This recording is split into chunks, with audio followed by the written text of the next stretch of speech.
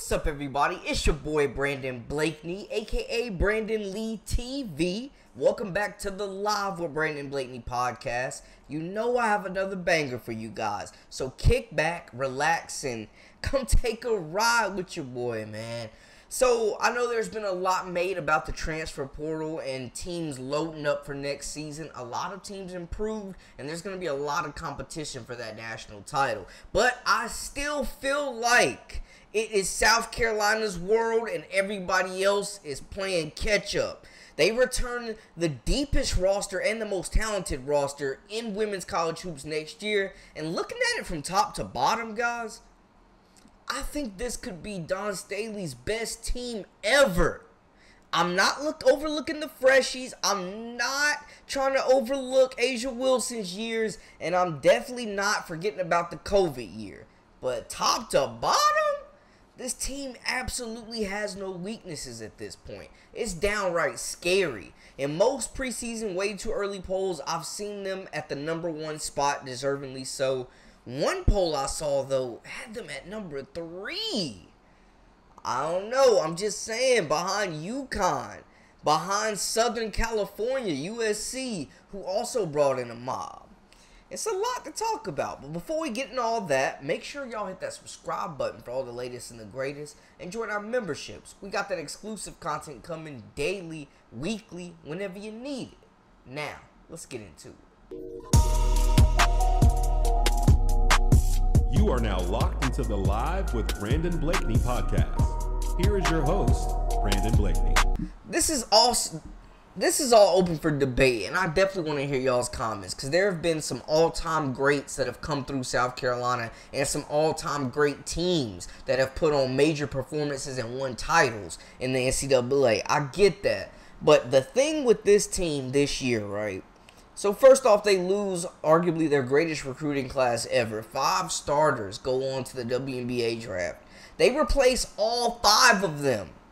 All 5 of them, after losing in the Final Four, felt like they lost their edge last season, right?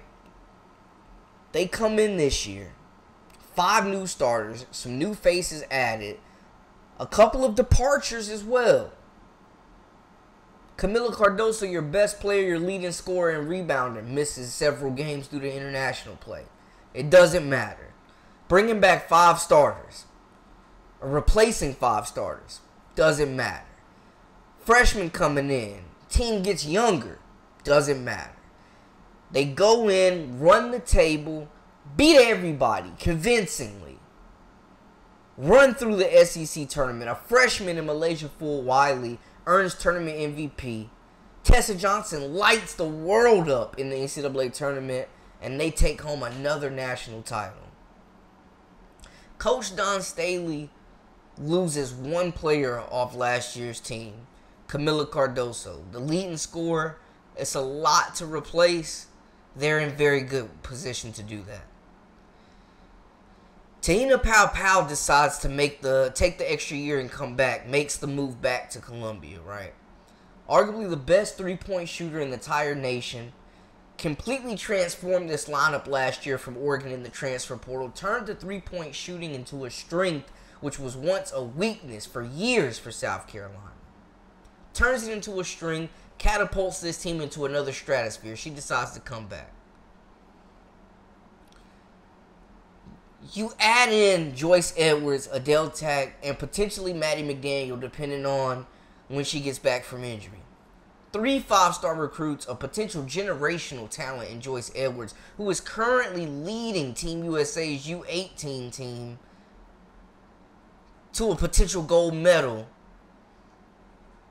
in international play.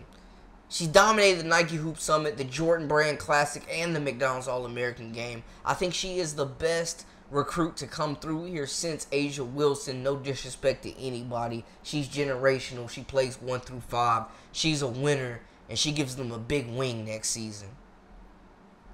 Looking at the roster from top to bottom, this is an abundance of talent. This is ridiculous. You lose Camila Cardoso, 14 points, your leading scorer, leading rebounder, 9.7 rebounds. But look what you bring back. Literally the entire roster. Malaysia Fool Wiley, who I think could take that next step and be in that first team All-SEC competition. You just cannot keep her off the floor for long stints of time, especially since she has upgraded her defense as well as of late. She was the spark plug for this team. I think she will be 6th Player of the Year next season for sure. 18 minutes of play. She averaged 11.7 points, 2.9 rebounds, and 2.2 assists on the season last year. 1.7 steals, lockdown defender. I think she takes that next step. You bring in your best three-point shooter back again. Tahina Pau, veteran leadership, now has a championship under her belt. Your most durable player, the glue person, other than Raven Johnson, of course, on this team. 11 points, 2.6 rebounds, 3.7 assists.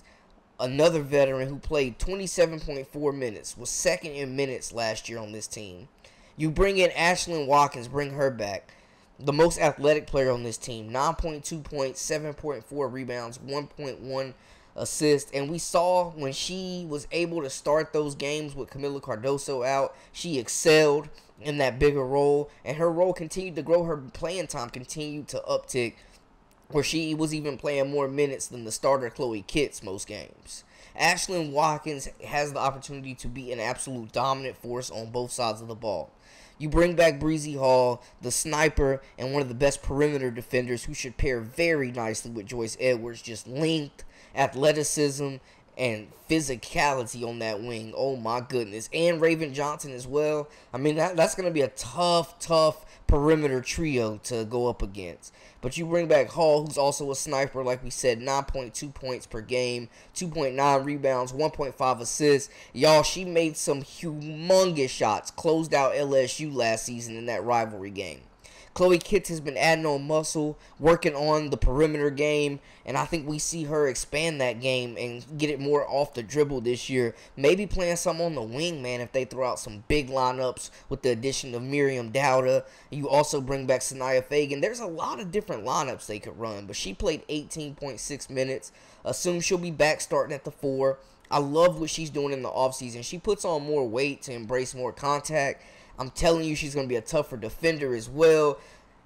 Chloe Kitts, 9.1 points, 5.9 rebounds, 1.4 assists. And we mentioned she can also shoot that rock. Raven Johnson, you bring back your leader in minutes played. Glue player, versatile, does everything. 8.1 points, 5.2 rebounds, 4.8 assists. Arguably the best point guard in the nation, returning next season. She was involved in the dog camp over the summer with Kelsey Plum. She's been putting in that work. We saw her drastically improve the three-point shot as well this past season. She turned a weakness into a strength. This year was definitely the Raven Johnson return tour. You add in Sanaya Fagan to that lineup as well. That front court, big, physical. I think she's been there for a while for sure, but she's just scratching the surface on her game. And I think she could see a lot of minutes at the 5 next season. Wouldn't even be surprised to see her start a few games. Tessa Johnson coming off the bench, man, the freshman sensation, played her biggest games late in the season and was a big reason why they hoisted that national championship trophy, man. Sonia Ja, we know, is off the team, has transferred, has since moved on.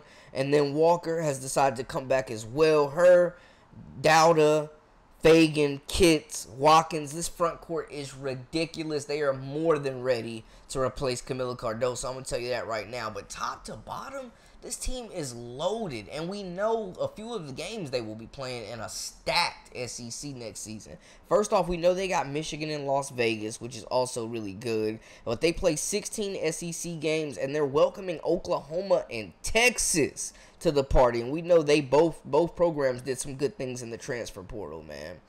South Carolina's home opponent will be Texas, who's loaded next season as well. They get Rory Harmon back. Madison Booker, the sensational freshman, will be back.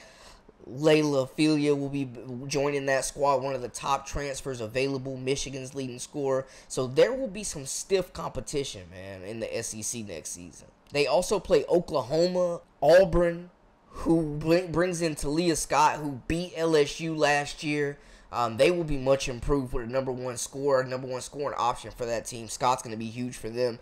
LSU, we know they did some things in the recruiting portal, in the transfer portal, and on the recruiting trail, loaded up that backcourt, man. I think Miracle Shepherd, Kalen Gilbert is going to be huge for them. Cheyenne, Dave Williams is going to be incredible for them. They bulked up that defense. They bring back the big three with Flau'jae Johnson as well as Anissa Morrow and Michaela Williams. They're going to build around that team. Last Tarapoa, looking for Del Rosario to take that next step. So those are going to be some tough matchups as well. They also take on Texas A&M, who also, all these teams made the NCAA tournament. They will host. They also host Arkansas, who lost everybody, so not really worried about that game.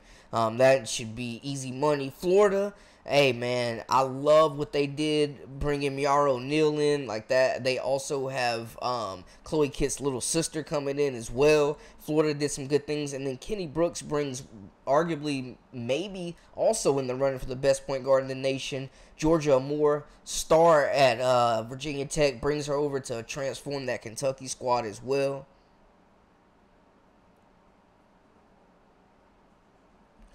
South Carolina also hosts Alabama. Ole Miss with Coach Yo, you know they're going to be scrappy. Tennessee starting a new era with their coach, and Vanderbilt as well. They will travel to Georgia, Mississippi State, and Missouri. We know South Carolina has won 8 of the last 11 SEC titles, and they've won 3 straight.